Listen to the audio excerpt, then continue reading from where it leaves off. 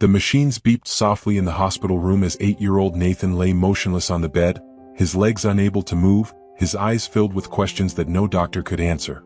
His father, Richard Ashford, one of the richest men in the country, stood by the window with tears streaming down his face. Suddenly, a small voice broke the silence. "Mr. Ashford," whispered Ruby, the maid's daughter, clutching something dirty in her tiny hands. "I found this buried in your garden. I think this is why Nathan can't walk." What Ruby held would destroy everything Richard thought he knew about his life and reveal a betrayal so cruel, it would leave the entire household weeping. But before we continue, drop a comment below and tell us where you're watching from. We'd love to know. Now, let's go back to where it all began. 8 years earlier, Richard Ashford stood in the delivery room of the finest private hospital in the city, his heart pounding with joy and fear. His wife, Catherine, lay exhausted on the bed, her face pale but glowing with the kind of happiness only a mother feels when meeting her child for the first time. The doctors had just placed their newborn son in her arms, a tiny bundle wrapped in soft blue blankets. Richard leaned down and kissed Catherine's forehead, whispering words of love and gratitude. They had waited so long for this moment. After years of trying, Catherine had finally become pregnant, and their joy knew no bounds. "He's perfect," Catherine whispered, her voice weak but filled with wonder. She gazed down at the baby's small face, counting his fingers and toes like all new mothers do. Richard smiled, his eyes wet with tears of happiness. He reached out and gently touched his son's tiny hand, and the baby's fingers curled around his thumb. It was a moment Richard would remember forever, a moment when everything felt right in the world. But that perfect moment shattered within hours. As the nurses came to take Nathan for routine checkups, one of them noticed something strange. The baby didn't move his legs the way newborns should. His tiny feet stayed limp and unresponsive. The nurse called the doctor immediately, and what followed was a whirlwind of tests, scans, and medical examinations that turned Richard and Catherine's joy into confusion and terror. Dr. Frank Morrison, the family's trusted physician who had cared for Catherine throughout her pregnancy, conducted examination after examination. He ordered blood tests, spinal scans, genetic screenings, and neurological assessments. Specialists from across the country were flown in to consult on Nathan's case. Everyone searched desperately for an answer, but nothing made sense. Nathan's spine appeared normal. His brain scans showed no abnormalities. His genetic test came back clean. Yet his legs remained paralyzed, completely unresponsive to any stimulus. "I don't understand," Richard said one evening, sitting in Dr. Morrison's office after another round of inconclusive tests. His voice cracked with desperation. "How can my son be paralyzed with no medical reason? There has to be something you're missing." Dr. Morrison leaned back in his leather chair, his face grave and sympathetic.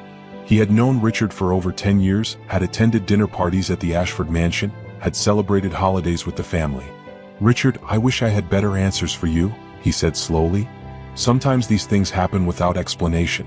It could be something that occurred during development in the womb, something so subtle that our current medical technology cannot detect it. I'm truly sorry." Richard buried his face in his hands. Catherine was still recovering in her hospital room, and he hadn't yet found the courage to tell her the full extent of their son's condition. How do you tell the woman you love that the child she carried for 9 months, the child she dreamed about and planned for, would never walk? When Richard finally shared the devastating news with Catherine, she refused to believe it. "No," she said firmly, shaking her head as tears rolled down her cheeks. "No, the doctors are wrong. Nathan will walk. He has to walk. We just need to find the right specialist, the right treatment." Her voice rose with each word, panic and denial mixing together. Richard held her close as she sobbed against his chest. "We'll do everything we can," he promised. "Money is no object. We'll take Nathan to every specialist in the world if we have to. We won't give up." And they didn't give up. Over the following months, Richard spent millions searching for answers. He flew Nathan and Catherine to renowned hospitals in Switzerland, Germany, Japan, and England. They consulted with the world's leading neurologists, pediatric specialists, and experimental medicine researchers. Each doctor performed their own battery of tests. Each one scratched their heads in confusion. Each one ultimately gave the same answer. Nathan's paralysis had no identifiable cause. Catherine threw herself into research, reading medical journals late into the night, joining online support groups for parents of children with unexplained conditions, and exploring alternative treatments. She tried everything from specialized physical therapy to experimental stem cell treatments to holistic medicine approaches. Nothing worked. Nathan's legs remained as still as they had been since birth. The strain began to take its toll on Catherine's health. She stopped eating regularly, lost weight, and developed dark circles under her eyes from sleepless nights spent worrying. Richard watched helplessly as the vibrant, joyful woman he married slowly faded before his eyes. She became obsessed with finding a cure, often neglecting her own well-being in the process. "Catherine, you need to rest," Richard would plead with her. "You're making yourself sick." "How can I rest when our son can't walk?" she would respond, her voice hollow. "How can I sleep knowing there might be an answer out there that we haven't found yet?" Dr. Morrison visited the Ashford mansion regularly during this time, always offering support and running additional tests on Nathan. He seemed as frustrated as they were by the lack of answers. "I've been practicing medicine for 30 years, he told Richard one afternoon, "and I've never encountered anything quite like this. If there was something I could do, anything at all, I would do it." Richard trusted Dr. Morrison completely. The doctor had delivered Nathan, had cared for Catherine, and had been a steady presence through the darkest period of their lives. What Richard didn't know was that Dr. Morrison's concerned visits and sympathetic words hid a terrible secret, one that would take years to surface. During this difficult time, Richard's business empire demanded his attention as well. The Ashford Corporation controlled interests in technology, real estate, and manufacturing across multiple continents. Shareholders expected results. Business partners needed decisions. Richard found himself torn between the boardroom and the nursery, between corporate responsibilities and his desperate desire to help his son. His personal assistant, Helen Crawford, became an invaluable support during these months. Helen had worked for Richard for 5 years and knew the company operations as well as he did. She was efficient, intelligent, and always seemed to know exactly what Richard needed before he asked. She handled meetings when Richard couldn't attend, managed his schedule around Nathan's medical appointments, and kept the business running smoothly despite the chaos in Richard's personal life. "You don't have to worry about the Anderson deal," Helen would assure him. "I'll handle the negotiations. You focus on Nathan." Or, "The Tokyo office called about the expansion, but I told them you'd respond next week. Family comes first." Richard was grateful for Helen's competence and dedication. What he didn't notice was the way Helen's eyes lingered on him a bit too long, or how her hand would brush against his when passing documents, or how her concern seemed to extend beyond professional courtesy into something more personal. When Nathan was 10 months old, tragedy struck again. Catherine collapsed in the nursery one morning while dressing Nathan for another doctor's appointment. Richard heard the thud from his home office and ran upstairs to find his wife unconscious on the floor, Nathan crying in his crib beside her. Paramedics rushed Catherine to the hospital, where doctors discovered she had suffered a severe stroke. For 3 days, Catherine lay in intensive care, her brain swelling dangerously. Richard sat by her bedside constantly, holding her hand and begging her to wake up. Nathan was cared for by the household staff, too young to understand why his mother wasn't there. On the 4th day, Catherine briefly regained consciousness. Richard leaned close as she struggled to speak. "Richard," she whispered, her voice barely audible. Something isn't right. Nathan, the pregnancy." Her words became confused and jumbled as she fought through the fog of her damaged brain. "Wrong? All wrong? Need to tell you?" Don't try to talk," Richard said, tears streaming down his face. "Save your strength. You're going to be okay." But Catherine wasn't okay. That evening she suffered a massive second stroke. By morning she was gone. Richard Ashford, at 35 years old, found himself a widower with a paralyzed infant son and a fortune that suddenly meant nothing at all. The funeral was attended by hundreds of people. Business associates, society friends, and family members filled the church. Everyone offered condolences. Everyone said Catherine was too young, that life was unfair, that they couldn't imagine Richard's pain. Through it all, Richard held baby Nathan in his arms, the child who would never know his mother, the child who represented both Richard's greatest joy and deepest sorrow. After Catherine's death, Dr. Morrison became even more attentive to Nathan's care. He visited the mansion twice a week to check on the boy's progress, always professional and concerned. Helen also increased her presence in Richard's life, gradually transitioning from business assistant to personal support.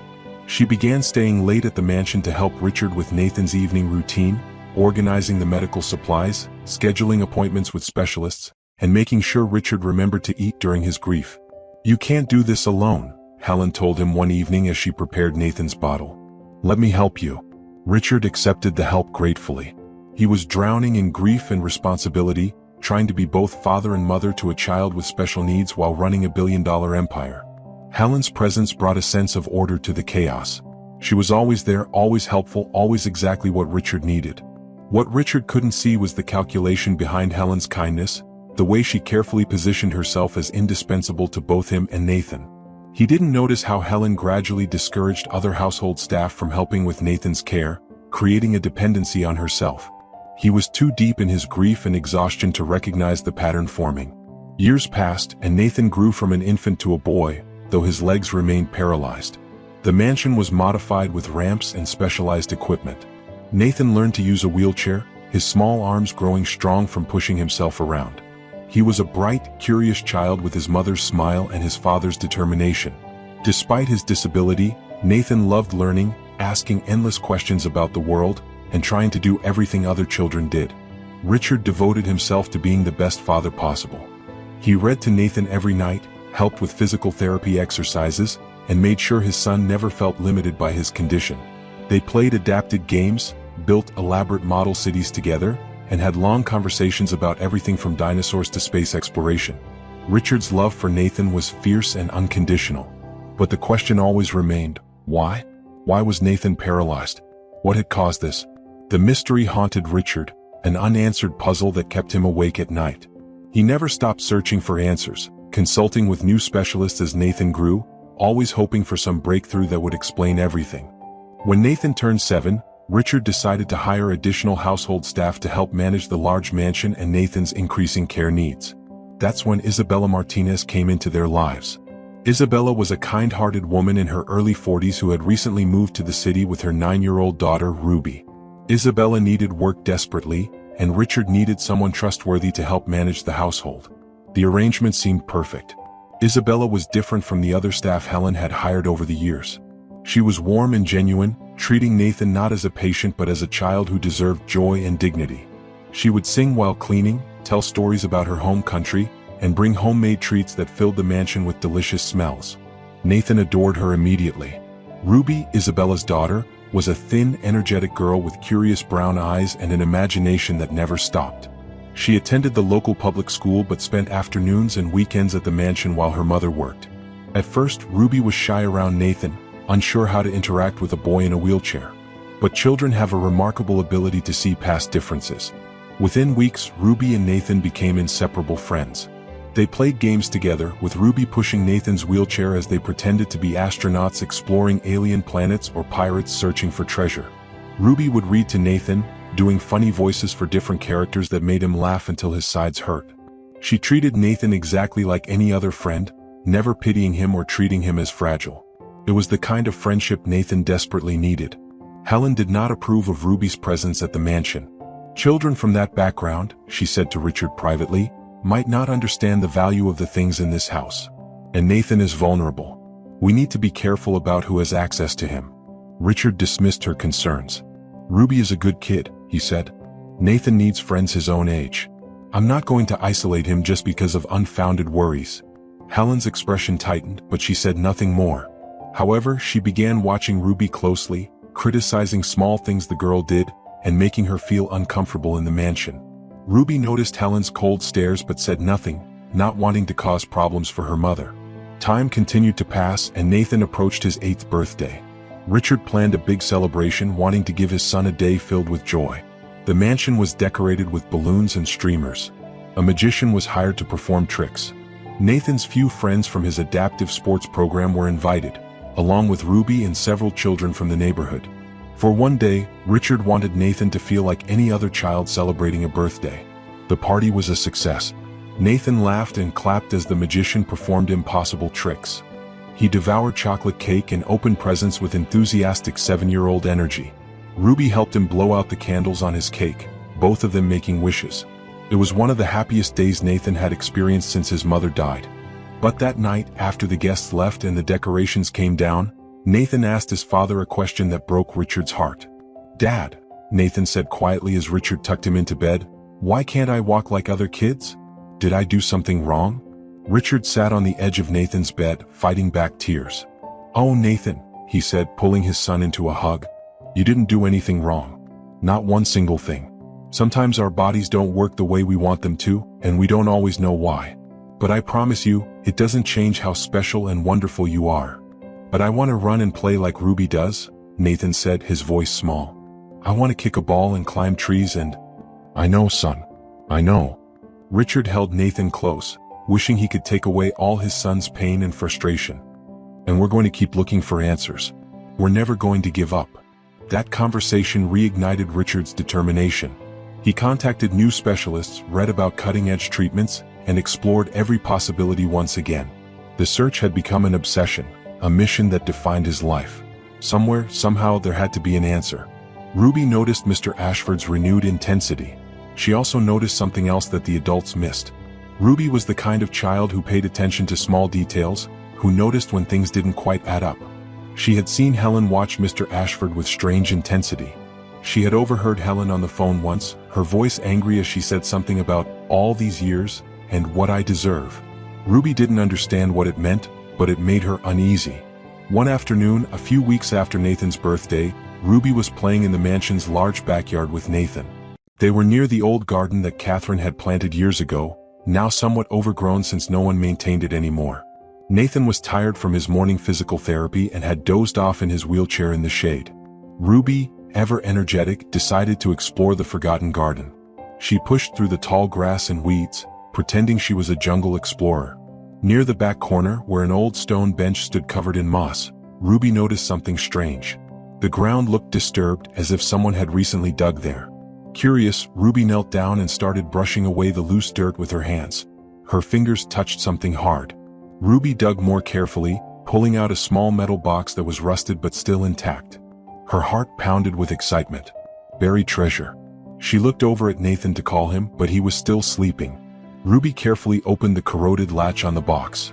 Inside, wrapped in what used to be a plastic bag, was a gold locket and several folded pieces of paper. Ruby opened the locket first. Inside was a picture of a beautiful woman holding a baby. Ruby recognized Nathan immediately, though he was much younger in the photo. The woman must be his mother, the one who had died. Ruby's excitement faded into something more solemn. This was important. These were Nathan's mother's things. The papers were harder for Ruby to read. They were letters, written in delicate handwriting, and many of the words were too advanced for a 9-year-old. But Ruby understood enough. The letters were written by Catherine, Nathan's mother, and they talked about not feeling well during pregnancy, about strange symptoms, about suspicions that something was wrong. One phrase jumped out at Ruby, written in shaky handwriting. I think someone is poisoning me. I don't know who or why, but I'm afraid. If something happens to me, if something happens to Nathan, someone needs to know the truth. Has been acting strange. Dr. M. insists my symptoms are normal, but I know they're not. I'm hiding this where they won't find it, praying I'm wrong, praying we'll be safe. Ruby's hands trembled as she read those words. Even at 9 years old, she understood that this was something terrible, something that could explain why Nathan couldn't walk, why his mother had died. She carefully closed the box and picked it up, her mind racing. She needed to show Mr. Ashford. Right now. This instant. Ruby ran back to where Nathan slept and gently shook his shoulder. Nathan, wake up. I found something really important. We need to tell your dad right away. Nathan blinked awake, confused. What? What did you find? Your mom's things, Ruby said breathlessly. Letters. She wrote that someone was poisoning her. We need to show your dad now. Nathan's eyes went wide, suddenly alert. Poisoning? What do you mean? Let me see. Ruby showed him the locket and carefully unfolded one of the letters so Nathan could see his mother's handwriting. Nathan's face went pale as he tried to read the words. His hands shook as he held the fragile paper. Ruby, we need to find my dad immediately, Nathan said, his voice urgent. This could be why I can't walk. This could explain everything. Ruby nodded and grabbed the handles of Nathan's wheelchair, pushing him as fast as she safely could across the lawn toward the mansion. The metal box was clutched tightly in Nathan's lap, precious evidence of a truth buried for 8 long years. They burst through the back door, startling Isabella, who was preparing dinner in the kitchen. Mama, where's Mr. Ashford? Ruby called out breathlessly. He's in his study with Miss Helen, going over some business papers, Isabella replied, concerned by her daughter's urgent tone. Ruby, what's wrong? Why are you both so worked up? We need to see him now, Mama. It's about Mrs. Catherine. Isabella's expression changed instantly. She wiped her hands on her apron and led the children down the hallway to Richard's private study. The door was partially open, and they could hear Helen's voice inside, speaking in low tones that sounded almost intimate. Isabella knocked firmly on the door. "Mr. Ashford, I'm sorry to interrupt, but Nathan and Ruby say they need to speak with you urgently. It's about your late wife." There was a sudden silence from inside the study, then Richard's voice called out, "Come in." Isabella opened the door wider. Richard sat behind his large mahogany desk, financial reports spread before him. Helen stood beside him, closer than professional distance required, and there was a flash of irritation on her face at the interruption. But Richard's attention immediately focused on Nathan's pale face and the metal box in his lap. "Nathan, what's wrong? What is that?" Richard stood up and walked around the desk toward his son. "Dad," Nathan said, his voice trembling, "Ruby found something buried in Mom's old garden. You need to read these letters." Ruby lifted the box from Nathan's lap and handed it to Richard. "Mr. Ashford, I'm sorry for digging in your yard. I was just playing and I found this buried by the old stone bench. There are letters inside from Mrs. Catherine, and she wrote something really scary." Richard opened the box with shaking hands. He recognized the locket immediately. He had given it to Catherine on their 5th wedding anniversary. She had worn it constantly until she became too weak during her illness. He had assumed it was lost or buried with her. With trembling fingers, he opened the locket and stared at the photograph of his wife holding infant Nathan, both of them captured in a moment of pure joy that felt like it belonged to another lifetime. Helen moved closer, her face tense. "Richard, this is probably just some old sentiment. You shouldn't upset yourself by—" "Helen, please," Richard said quietly, his eyes fixed on the letters. "Give me a moment." He unfolded the first letter and began to read. The paper was stained and fragile, but Catherine's distinctive handwriting was clear. As Richard read, the color drained from his face. His hands began to shake so violently that Isabella reached out to steady him, guiding him to sit in his desk chair. The letter was dated during Catherine's 7th month of pregnancy. She described feeling constantly nauseous beyond normal morning sickness, experiencing muscle weakness, numbness in her extremities, and confusion that came and went. She had mentioned these symptoms to Dr. Morrison repeatedly, but he kept insisting they were normal pregnancy complications, prescribing vitamins and rest. But Catherine had begun to suspect something more sinister. She wrote about finding an unfamiliar bottle of supplements in her vitamin organizer, about Helen insisting she take certain medications that Dr. Morrison had supposedly prescribed, about feeling worse after drinking the special herbal teas Helen prepared for her. The more Catherine questioned, the more Dr. Morrison dismissed her concerns, calling it pregnancy anxiety and hormonal changes. The most damning part came in the final paragraph. "I confronted H. today about the supplements. She became defensive and angry, insisting she was only trying to help. But I saw something in her eyes, guilt or perhaps fear. I've decided to stop taking anything she gives me and to secretly save samples for testing. If my suspicions are correct, if someone is deliberately harming me and my baby, I need proof. I'm hiding this letter and the locket as insurance. If anything happens to me, someone must know the truth. I pray I'm wrong. I pray my child will be born healthy and these words will seem like the paranoid ravings of an anxious mother. But if I'm right." The letter ended there, as if Catherine had been interrupted. Richard's face was ashen as he reached for the second letter with shaking hands. This one was dated 2 weeks later, written in shakier handwriting that suggested Catherine's condition had worsened. "The symptoms are getting worse," Catherine wrote. "My hands tingle constantly. Sometimes my vision blurs. I'm so tired all the time, but when I try to sleep, my heart races. I stopped taking the supplements H. provides, but I think something was already in the food. I caught H. and Dr. M. speaking in whispered conversation yesterday. When I entered the room, they fell silent. Immediately, and Dr. M. made an excuse to leave. I feel like I'm going crazy, but my instincts scream that something is terribly wrong. The baby moves less frequently now. I'm scared. I tried to tell Richard my concerns, but he trusts Dr. M. completely and thinks I'm just having pregnancy anxiety. He has so much stress with the business. How can I tell him I think his assistant and his trusted doctor might be trying to hurt us? I have no proof, only suspicions and symptoms that Dr. M. explains away. I've started keeping some of the supplements H. gives me, hiding them in my jewelry box. If something happens to me, someone needs to test them." Richard looked up from the letter, his eyes meeting Helen's. She had gone completely rigid, her face a mask that struggled to maintain composure. "Helen," Richard said, his voice deadly quiet, What is my wife talking about in these letters? Richard, she was clearly suffering from paranoid delusions, Helen said quickly, her voice smooth and practiced. You know how difficult her pregnancy was.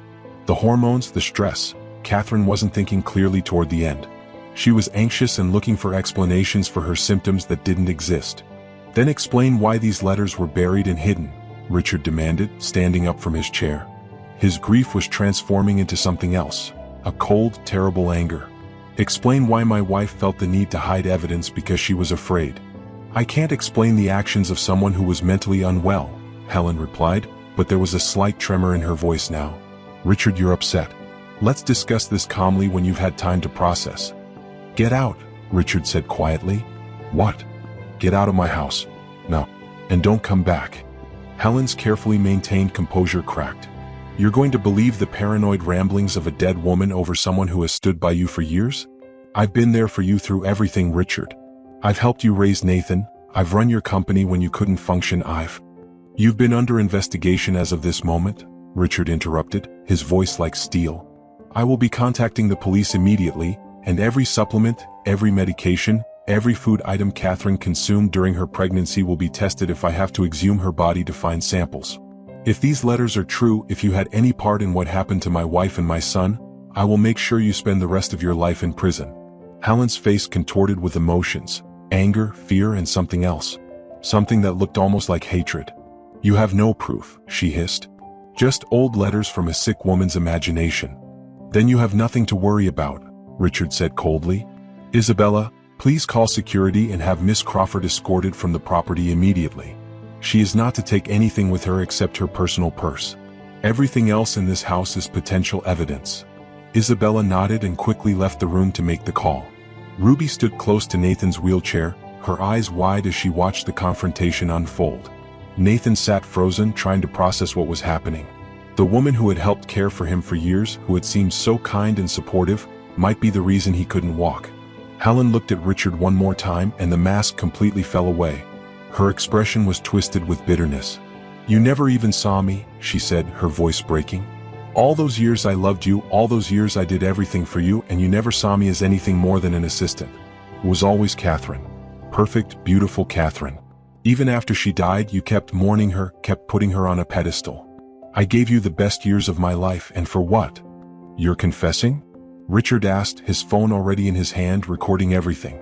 Helen realized her mistake too late. She clamped her mouth shut, but the damage was done. Security guards arrived within minutes, and Helen was escorted from the mansion, still silent, her face pale with the realization of what she had revealed. After Helen was gone, Richard collapsed into his chair, the letters clutched in his hands. Isabella quietly ushered Ruby out of the study, knowing Richard needed space to process everything. But Nathan remained, wheeling closer to his father. Dad, Nathan said softly, does this mean someone made me this way on purpose? Richard looked at his son, this brave, beautiful boy who had suffered his entire life because of someone's evil actions. Tears streamed down Richard's face as he nodded. I think so, son. I think someone hurt your mother and hurt you before you were even born. Nathan was quiet for a long moment, processing this information. Then he said something that surprised Richard. At least now we know it wasn't random. At least now we know the truth. And maybe knowing the truth means we can find a way to fix it. Richard pulled Nathan into a tight embrace, overwhelmed by his son's courage and wisdom. We're going to find every answer, Richard promised. We're going to bring everyone responsible to justice, and we're going to find out if there's any way to help you walk. I don't care what it takes. That night, Richard barely slept. He spent hours on the phone with his lawyers, with the police, and with private investigators. The letters were turned over to authorities as evidence. Richard also insisted on having Catherine's body exhumed for additional testing, something he had never imagined he would need to do, but the truth demanded it. The investigation moved quickly. Within days, detectives had obtained warrants to search Helen's home and Dr. Morrison's office. What they found was damning beyond Richard's worst nightmares. In Helen's home, hidden in a locked box in her closet, were journals dating back years. In them, Helen had documented her growing obsession with Richard, her jealousy of Catherine, and eventually, her decision to take action. The journals revealed that Helen had been in love with Richard since shortly after she started working for him. She had convinced herself that Richard would have noticed her, would have fallen in love with her, if only Catherine wasn't in the picture. When Catherine became pregnant, Helen's jealousy reached a breaking point. She began researching substances that could cause harm without being easily detected, focusing on chemicals that could affect fetal development. That's when Dr. Frank Morrison entered the picture. Helen's journals revealed that Dr. Morrison had his own secret. He had been systematically stealing from his wealthy patients for years, including the Ashfords, by billing for treatments never provided and receiving kickbacks from pharmaceutical companies for unnecessary prescriptions. Helen had discovered evidence of Dr. Morrison's fraud and used it to blackmail him into helping her. Together they had developed a plan. Dr. Morrison would prescribe certain supplements and medications to Catherine, claiming they were necessary for her high-risk pregnancy. But mixed into these legitimate prescriptions were carefully measured doses of substances known to cause neurological damage to developing fetuses. Specifically, chemicals that could affect spinal cord development and cause paralysis. The doses were small enough to avoid immediate detection but sufficient to cause permanent damage over time.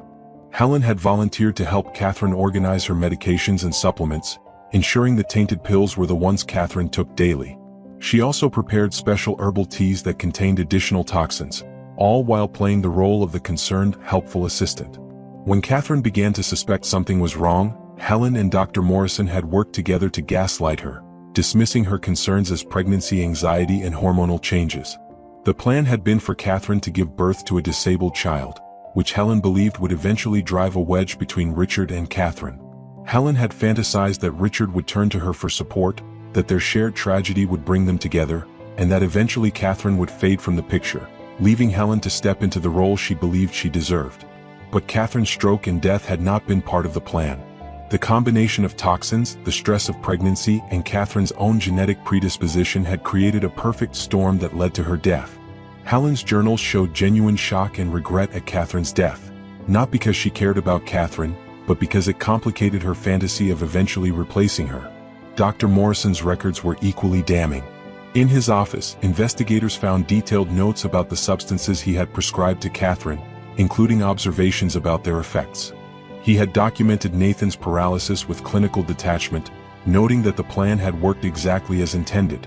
But he had also documented his growing fear of being caught, his arguments with Helen about stopping their scheme, and eventually, his decision to continue because Helen threatened to expose his fraud if he didn't cooperate. When confronted with the evidence, Dr. Morrison broke down and confessed everything. He tried to claim that Helen had forced him, that he was a victim of blackmail, but the evidence showed he had been an eager participant, motivated by both fear of exposure and payment from Helen, who had been embezzling money from Richard's company for years to fund her schemes. The news exploded across media outlets.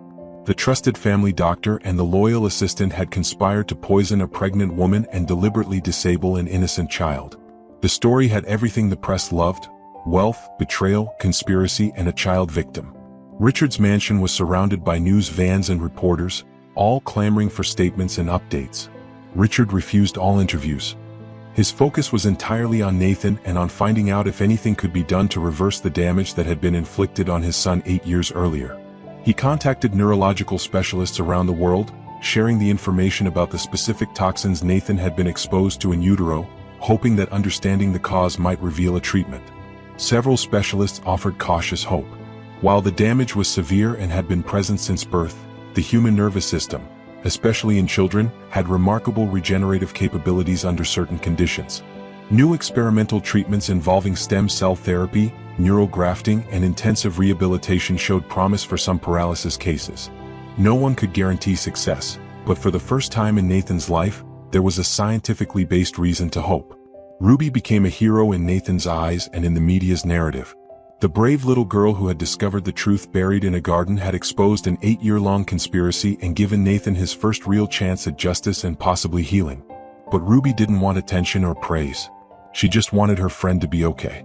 "I was just playing," Ruby said when reporters tried to interview her outside her school. "I found something that belonged to Nathan's mom and I knew he should have it.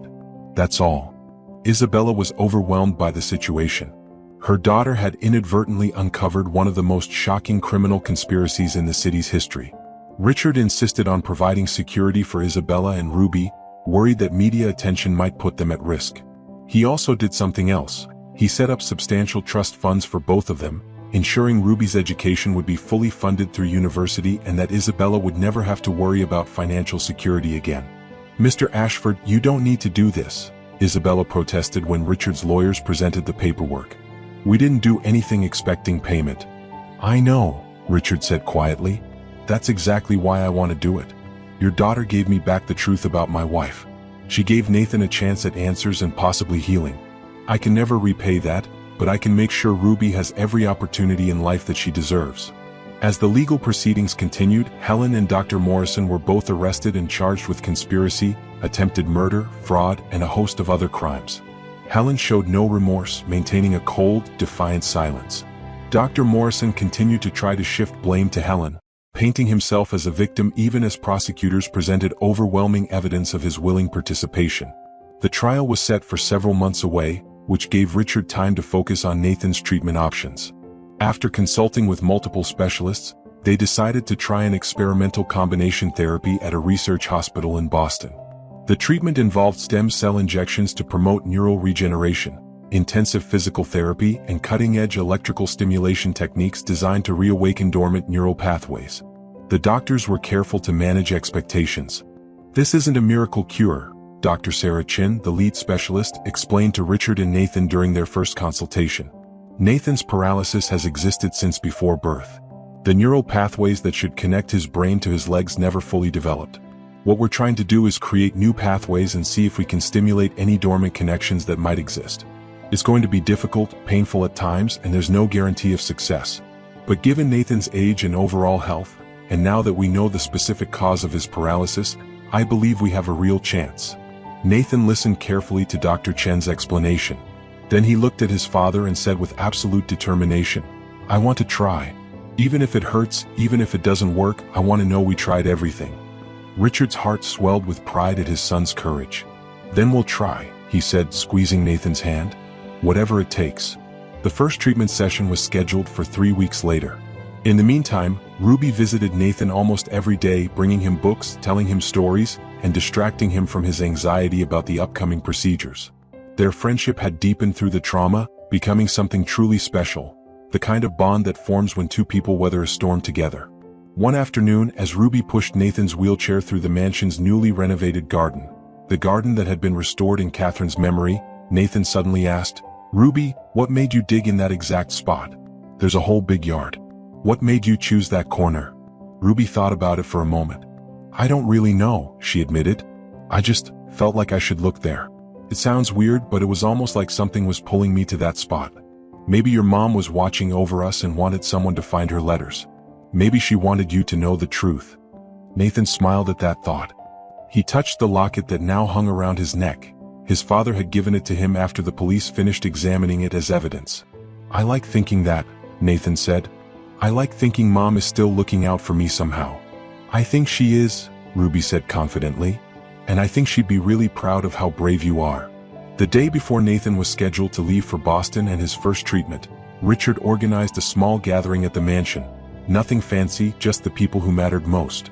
Isabella prepared Nathan's favorite foods. Ruby made a banner that said, "Nathan's New Adventure." Several of Nathan's friends from his adaptive sports program came by to offer encouragement. Even some of Richard's business associates who had become genuine friends stopped by to show their support. As the evening wound down and guests began leaving, Richard found himself standing in Catherine's garden with Nathan, looking at the spot where Ruby had made her extraordinary discovery. The old stone bench had been cleaned and restored, and a plaque had been placed there with Catherine's name and a quote she had loved, "Truth buried will someday rise." "Dad," Nathan said quietly, "are you scared about tomorrow?" "Terrified," Richard admitted honestly, "but also hopeful. For the first time since you were born, we know what happened and why." "That's powerful, Nathan. That's a gift your mother gave us through those letters, and that Ruby gave us by being curious and brave enough to dig in the right place." "What if the treatment doesn't work?" Nathan asked, voicing the fear they had both been carrying. "What if nothing changes?"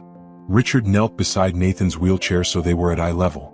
"Then we keep living the life we've built, and we keep loving each other, and we keep being grateful for every single day. Your worth isn't determined by whether your legs work, Nathan. You're amazing exactly as you are. But if there's a chance, any chance, to give you more options, to give you the choice of walking someday, then we're going to take it. Not because you need to be fixed, but because you deserve every opportunity to live the fullest life possible."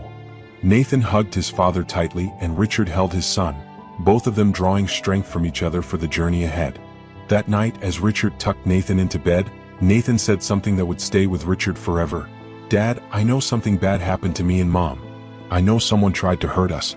But Ruby finding those letters, that was something good coming out of something bad. And now maybe my legs, that might be something good coming out of something bad too. Maybe that's how life works sometimes." Richard kissed his son's forehead, overwhelmed by Nathan's wisdom and resilience. "I think you might be right, son. I think you might be absolutely right." The next morning, as Richard, Nathan, Isabella, and Ruby drove to the airport for the flight to Boston, none of them knew what the future would hold. The treatment might work or it might not. The trial would eventually bring justice or it might not. Life was uncertain, full of challenges and unknowns. But they also knew something else. They had the truth now, and they had each other, and sometimes that was enough to face whatever came next. As their car pulled away from the mansion, Nathan looked back at his home one more time. Somewhere in his heart, he felt certain his mother was with him, guiding him toward answers she had died trying to provide.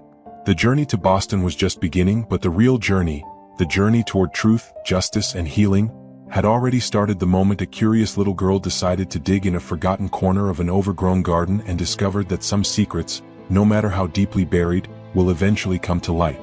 The private medical jet touched down in Boston just as the sun began setting over the city, painting the sky in shades of orange and gold that reminded Richard of hope, fragile but beautiful. Nathan pressed his face against the window, watching the ground crew prepare the aircraft stairs. He had flown many times before for medical consultations, but this trip felt different. This time they weren't searching for answers. They had answers. Now they were searching for healing. Dr. Sarah Chen met them personally at the airport, something Richard hadn't expected. She was a petite woman in her early 40s with kind eyes and an air of calm competence that immediately put Nathan at ease. "I wanted to meet you myself," she explained as they settled into the medical transport van. "Nathan, you're not just another patient to me. Your case represents something we've been working toward for years. Understanding the specific toxins that caused your paralysis gives us a roadmap we rarely have. I won't promise miracles, but I promise we'll do everything in our power to help you." Nathan smiled shyly at her. "Thank you, Dr. Chen. I'm ready to try." The treatment facility was unlike any hospital Nathan had visited before. Instead of sterile white walls and the smell of antiseptic, the pediatric wing was painted in cheerful colors with artwork covering the walls. There was a game room, a library, and even a small indoor garden where patients could relax between treatments. Richard had spared no expense, but he was relieved to see the facility focused on making children comfortable rather than just showcasing expensive equipment. Nathan's room was spacious and bright, with a large window overlooking the Charles River. Ruby immediately claimed the chair by the window, pulling out the book she'd brought to read to Nathan. Isabella busied herself unpacking Nathan's belongings, her maternal instincts extending to organizing everything just so.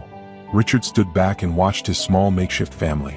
Settling in, feeling grateful beyond words for these people who had chosen to support them through this difficult journey. That evening, Dr. Chen and her team conducted a comprehensive evaluation of Nathan.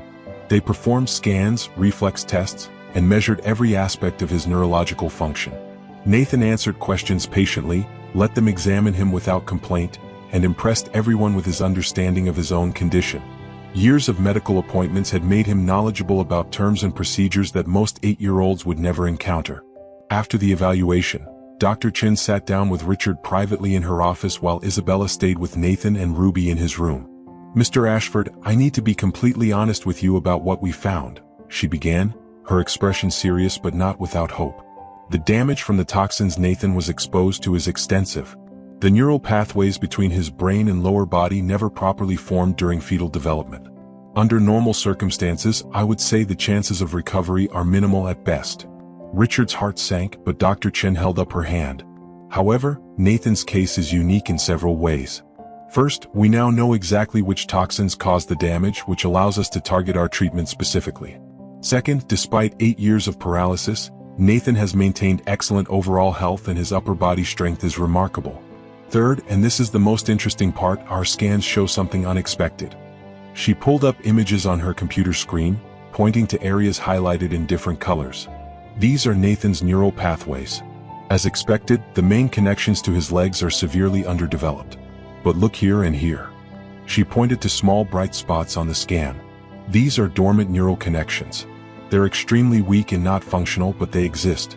It's as if Nathan's nervous system has been trying all these years to create pathways but didn't have the stimulus needed to fully develop them.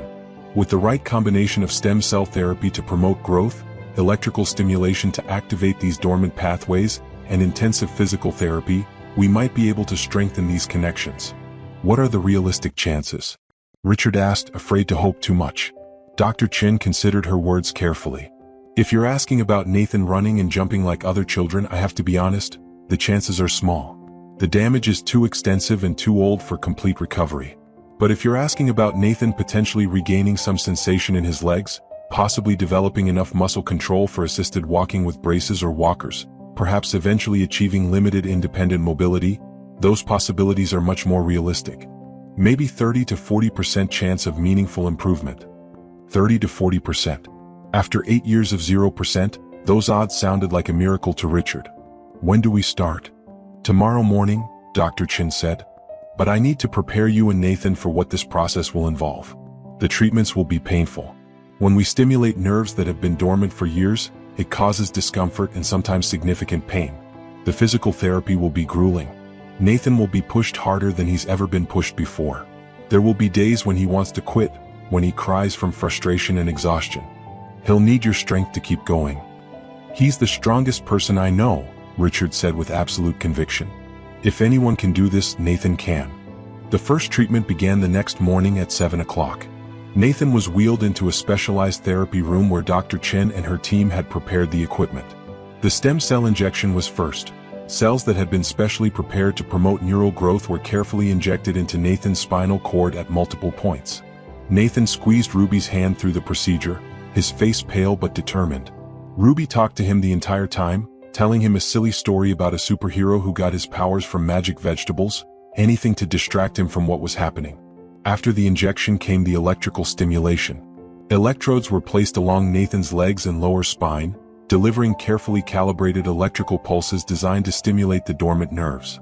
When the first pulse activated, Nathan gasped. It wasn't exactly pain, it was a strange, intense sensation in legs that had felt nothing his entire life. Sensation where there had been only absence. I feel something, Nathan whispered, his eyes wide with shock. Dad, I can feel something in my legs. The sensation was overwhelming and strange, not pleasant but not entirely painful either. It was feeling where there had been void, awareness where there had been nothing. Tears streamed down Nathan's face, from discomfort, from shock, from the overwhelming emotion of experiencing sensation in parts of his body that had been silent his entire life. Richard held Nathan's hand tightly, his own tears flowing freely. That's amazing, son. That's your nerves waking up. You're doing so well. The electrical stimulation lasted 20 minutes, though it felt much longer to Nathan. By the end, he was exhausted, his small body trembling from the intensity of the experience. Ruby wiped his forehead with a cool cloth while Dr. Chin checked all the equipment readings. Nathan, you did wonderfully, Dr. Chin said with genuine pride. I know that was difficult and overwhelming. The sensations you felt are excellent signs. It means those dormant pathways are responding to stimulus. This is exactly what we hoped would happen. After a short rest, the physical therapy began. 2 specialized therapists worked with Nathan, moving his legs through ranges of motion while the electrical stimulation continued at a lower level. They explained to Nathan that his brain needed to relearn how to send signals to his legs, and his legs needed to remember how to respond. It was like learning a language he'd never spoken, using muscles that had never worked. The first day ended with Nathan completely exhausted, barely able to keep his eyes open through dinner. But despite the pain and fatigue, there was something different about him. A spark of hope that hadn't been there before. He had felt his legs. After 8 years of nothing, he had actually felt sensation. It was a beginning. Meanwhile, back in their home city, Helen Crawford and Dr. Frank Morrison's trial was beginning. Richard had arranged for live updates to be sent to his phone, wanting to know every development even from Boston. The prosecution had built an overwhelming case based on the evidence found in Helen's journals, Dr. Morrison's records, and the toxicology reports from Catherine's exhumed body. The toxicology results had been devastating to read. Catherine's body contained traces of multiple substances that should never have been there. Chemicals known to cause neurological damage, compounds that could induce strokes in susceptible individuals, and medication she had never actually been prescribed. The levels were consistent with prolonged, deliberate poisoning over several months. The medical examiner concluded that Catherine's stroke and death were directly caused by the toxic substances she had been given, and that without that poisoning she would likely still be alive. The courtroom was packed every day. The case had captured national attention, with legal analysts discussing it on news programs and social media exploding with outrage over the deliberate harming of an innocent woman and child. Helen sat at the defense table with a blank expression, showing no emotion as witness after witness testified against her. Her lawyer tried to argue that the journals were creative fiction, that Helen had been writing a novel, but the evidence was too overwhelming to dismiss. Dr. Morrison's defense strategy was different. He claimed coercion, saying Helen had blackmailed him with evidence of his fraud and forced him to participate. But the prosecution presented evidence showing Dr. Morrison had been paid substantial sums by Helen over the months of Catherine's pregnancy, money embezzled from Richard's company. They also showed that Dr. Morrison had continued to profit from Nathan's condition, billing Richard for years of unnecessary tests and treatments while knowing exactly what had caused the paralysis. One of the most powerful witnesses was a forensic pharmacologist who explained in detail how the specific combination of substances would have affected Catherine and her unborn child. These weren't random poisons, she testified. This was a carefully designed protocol intended to cause maximum damage to the developing fetus while keeping the mother alive long enough to give birth. The chemicals used specifically target neural development in the spinal cord region. Whoever planned this had medical knowledge and intended exactly what happened: a child born with severe paralysis but alive, and a mother whose death could be attributed to pregnancy complications. The courtroom gasped at this testimony. The calculated cruelty of the plan was breathtaking. Helen's face remained blank, but Dr. Morrison broke down, sobbing as he realized how his actions were being perceived. His lawyer requested a recess, but the damage was done. Richard watched the trial updates from Nathan's hospital room, his anger growing with each new revelation. But he forced himself to set it aside and focus on Nathan. Justice would come, but right now, his son needed him present and positive. Nathan's treatment continued day after grueling day. Each morning began with stem cell therapy, followed by electrical stimulation, then hours of physical therapy. The therapists worked Nathan's legs through movements, teaching his brain to connect intention with action. They used mirrors so Nathan could watch his legs moving, creating visual connections to help his brain understand what should happen. The pain was significant, especially as the treatments progressed. Nathan's awakening nerves sent confusing signals, burning sensations, tingling, sharp pains that made him cry out. Ruby stayed by his side through most of it, reading to him, making him laugh with silly jokes, and holding his hand when the pain became too much. "Why are you doing this?" Nathan asked Ruby one afternoon after a particularly difficult therapy session. "You could be back home playing with your friends doing normal kid stuff. Instead you're stuck here watching me hurt." Ruby looked at Nathan like he'd asked the strangest question in the world. "Because you're my best friend," she said simply. "Best friends don't leave when things get hard. Besides, you're doing something really brave and important. I want to be here when you take your first steps. I want to be part of your miracle." Nathan smiled through his tears. "You already are part of my miracle. You found my mom's letters. None of this would be happening without you." 2 weeks into treatment, something remarkable happened. During a physical therapy session, as the therapist moved Nathan's right leg and the electrical stimulation pulsed through his nerves, Nathan suddenly said, Wait, I think I just moved my toe." Everyone in the room froze. The therapist carefully positioned Nathan so he could see his right foot. "Nathan, I want you to think about wiggling your big toe. Don't try hard, just think about the movement and see what happens." The room held its collective breath. Nathan stared at his foot, concentrating with all his might. For long seconds nothing happened. Then, so slightly it was almost imperceptible, Nathan's big toe twitched. Ruby screamed with excitement. Richard, who had been sitting in the corner, rushed over and fell to his knees beside Nathan's bed. Isabella, who had stepped out to get coffee, heard the commotion and ran back in. The therapist had tears in her eyes as she documented the movement on Nathan's chart. "I did it," Nathan whispered, staring at his toe in amazement. "I actually made it move. Just a tiny bit, but I made it move." Dr. Chen was called immediately to observe. She had Nathan rest for a few minutes, then asked him to try again. This time, the movement was more definite. Nathan's big toe lifted slightly and lowered. It was the smallest of movements, barely noticeable to anyone who wasn't looking carefully, but it represented something monumental. For the first time in Nathan's life, he had voluntary control over part of his paralyzed body. "This is exceptional progress," Dr. Chin said, her professional composure barely hiding her excitement. Nathan, what you just did should be impossible according to traditional understanding of paralysis. But your case was never traditional. Your nervous system is responding to the treatment, creating and strengthening those neural pathways. We need to be cautious and not expect too much too fast, but this is incredibly promising. The news spread quickly through the facility. Nurses and other staff members who had been following Nathan's progress stopped by to congratulate him. Other patients in the pediatric wing, children fighting their own battles with various conditions, drew pictures and wrote encouraging notes. Nathan's small victory became everyone's victory, a reminder that sometimes the impossible becomes possible. That evening, Richard called his lawyers to share the news. They, in turn, shared it with the prosecution team handling Helen and Dr. Morrison's trial. The timing was perfect.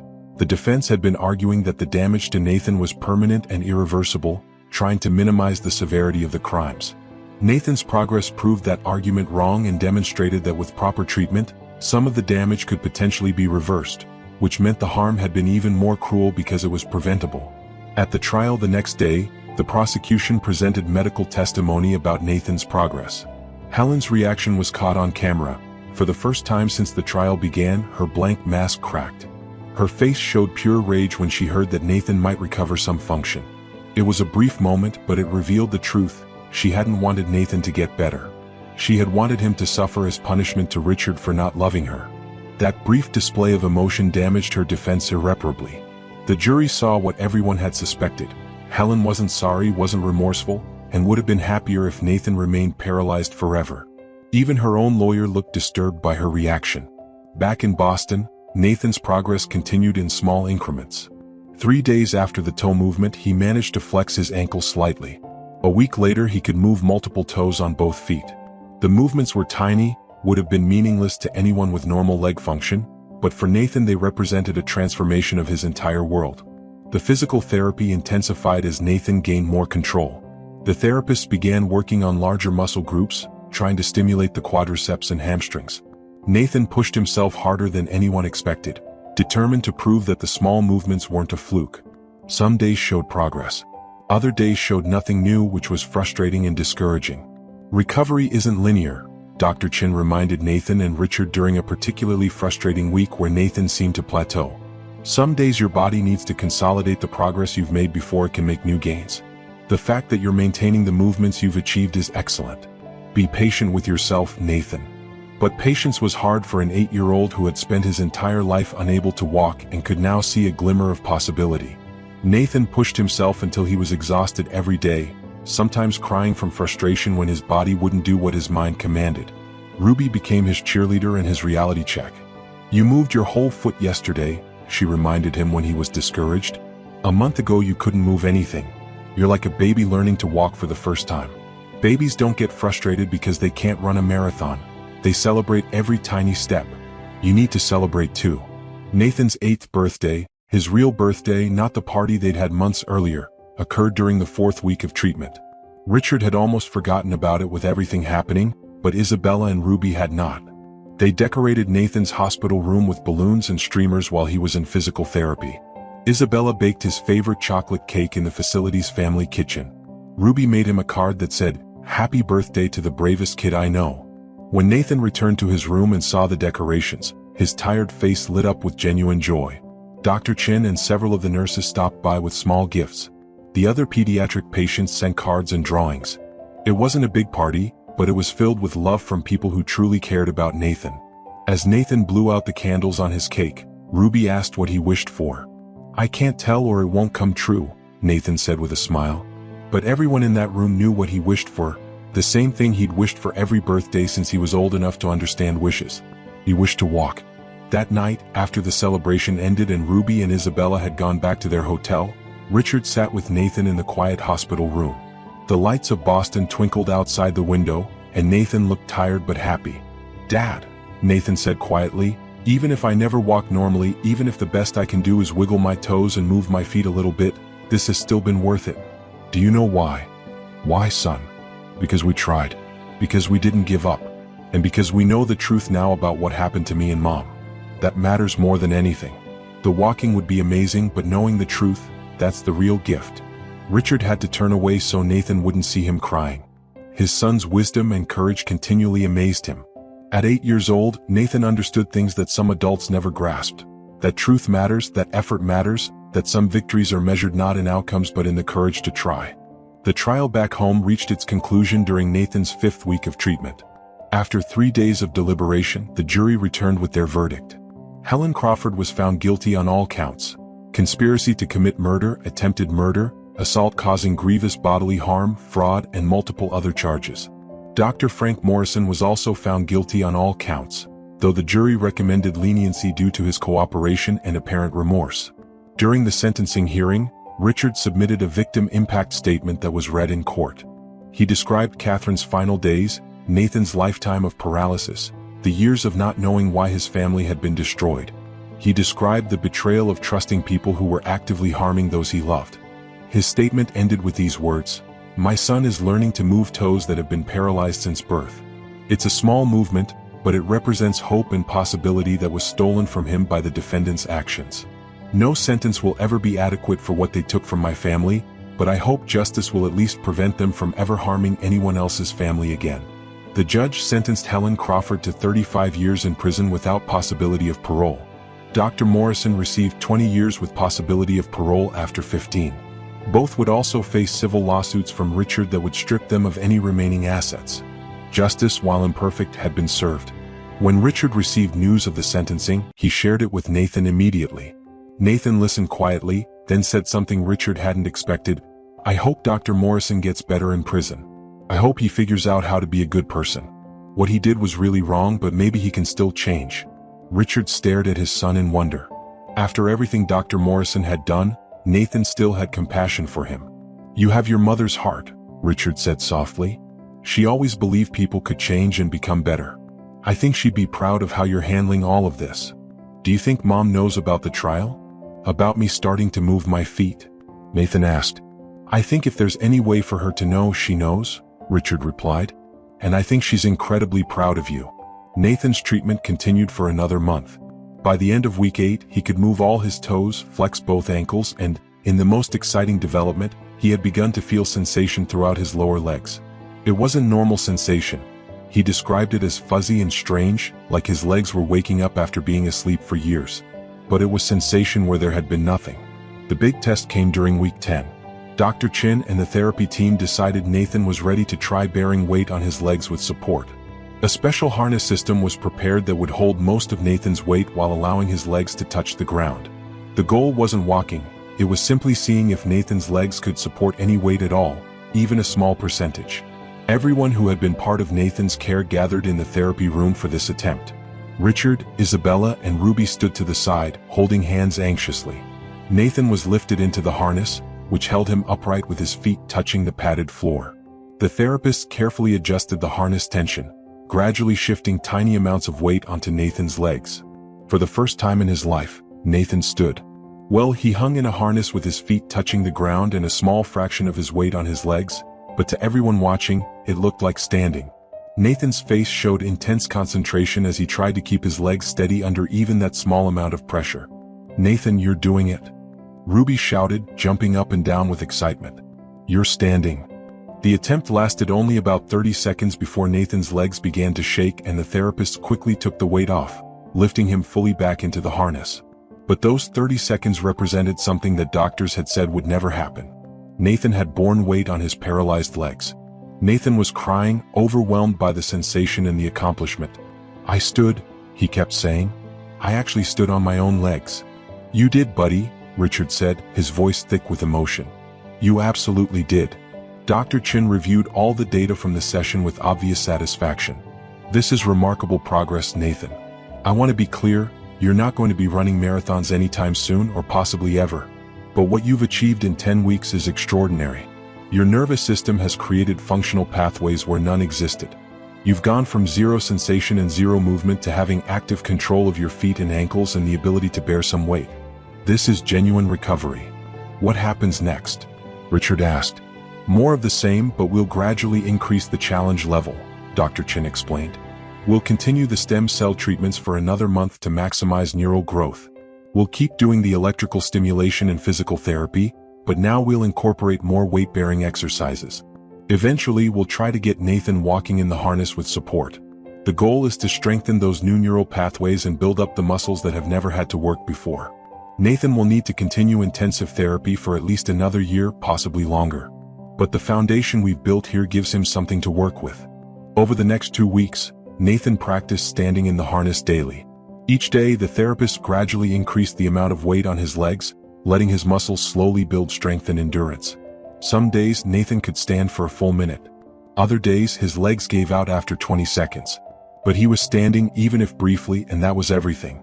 Ruby continued to be Nathan's constant companion and cheerleader. She had missed weeks of school to stay in Boston, but her teachers had arranged for her to complete her work remotely. Every evening, Ruby would do her homework in Nathan's room while telling him about the lessons, making him laugh with her complaints about math and her creative interpretations of history assignments. Their friendship had become the bedrock of Nathan's emotional strength through this challenging time. Isabella watched her daughter with pride and amazement. Ruby had grown up so much through this experience, developing empathy and compassion beyond her years. "Mr. Ashford," Isabella said one evening, "I want to thank you for everything you've done for us. The trust fund, the security bringing us to Boston, it's more than we ever dreamed of. But I want you to know that even if you hadn't done any of that, Ruby would still be here. She loves Nathan like a brother. Your family has become our family." Richard hugged Isabella, touched by her words. "You've given me more than I could ever repay," he said. "Ruby gave me back my wife's voice through those letters. She gave Nathan hope. You've both given us a family when we needed one most. We're connected now forever." As Nathan's 3-month treatment milestone approached, Dr. Chin conducted a comprehensive evaluation to determine the next steps. The results were better than anyone had dared hope at the beginning. Nathan had regained sensation throughout both legs, though it remained somewhat impaired compared to normal. He had functional movement in his feet, ankles, and some control of his lower leg muscles. He could bear approximately 40% of his body weight on his legs with support, which was phenomenal progress.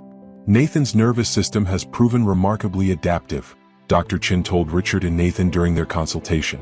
The combination of knowing the specific cause of the paralysis, starting treatment while he's still young enough for significant neuroplasticity, and Nathan's own determination have created almost ideal conditions for recovery. That said, we need to be realistic about long-term expectations. She pulled up images showing Nathan's progress over the 3 months. Nathan will likely never have completely normal leg function. The damage was too extensive and existed for too long. But with continued therapy, specialized braces, and possibly some assistive devices, I believe Nathan has a real chance of achieving assisted walking. He'll probably always need some support, whether that's canes, walkers, or braces, but independence is a realistic goal. "What about school?" Nathan asked. He had been thinking about returning to normal life, wondering how different it would be. "You'll continue therapy several times a week for the foreseeable future," Dr. Chin said.